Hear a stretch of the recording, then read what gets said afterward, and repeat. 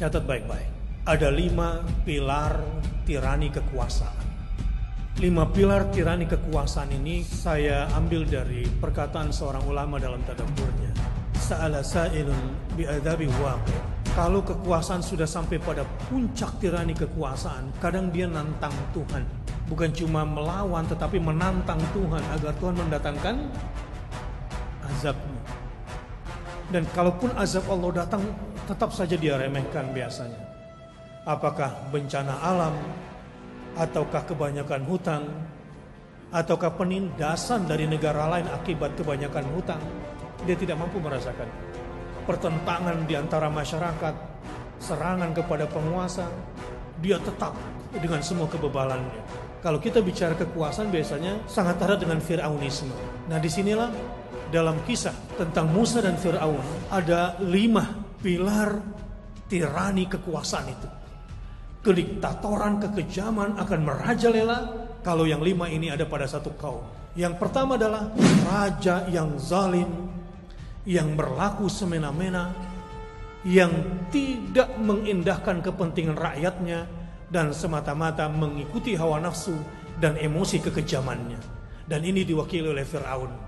Yang kedua, adanya orang kedua dia, biasanya menterika yang bisa menerjemahkan keinginan-keinginan si penguasa dengan berbagai cara merealisasikan keinginan si penguasa yang terkadang kejamnya lebih daripada si penguasa itu sendiri. Dan ini dalam kisah Musa dan Fir'aun diwakili oleh Haman. Yang ketiga, adanya pemodal, sekelompok orang-orang kaya yang membiayai si penguasa. Karena si orang kaya ini juga takut, karena si orang kaya juga ini punya kepentingan terhadap bisnisnya, karena si orang kaya juga sekaligus ingin menunggangi si penguasa yang zalim ini. Kalau ini sudah bekerja sama, maka semakin kacaulah satu negeri itu. Yang miskin akan bertambah miskin. Karena ini terkait dengan regulasi, tetapi kekejaman yang lebih parah lagi adalah kalau keserakan si penguasa masuk ke dalamnya. Dan yang ketiga ini diwakili oleh Qarun. Yang keempat adalah agamawannya. Tentu yang dimaksud dengan agamawan di sini adalah orang yang kelihatannya beragama, tapi sesungguhnya dia tidak beragama. Dia tidak menjalankan agamanya. Dia hanya sedang merealisasikan hawa nafsunya atas nama agama. Buktinya dia tidak beramar ma'ruf nahi mungkar kepada penguasa. Dia hanya menggunakan senjata agama untuk membenarkan penguasa.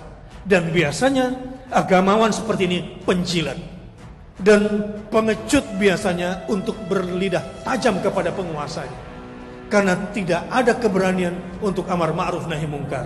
Dan pada masa itu diwakili oleh tukang-tukang sihirnya Fir'aun itu. Yang kelima, inilah yang menyempurnakan tirani kekuasaan itu, adalah wartawannya, medianya.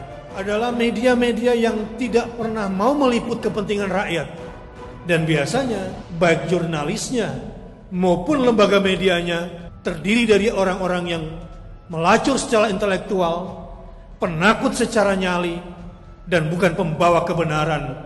Dan isinya adalah hanya penipu belaka. Dan itu dalam kisah Musa dan Fir'aun diwakili dengan kata-kata al-hashirun atau al-hashirin.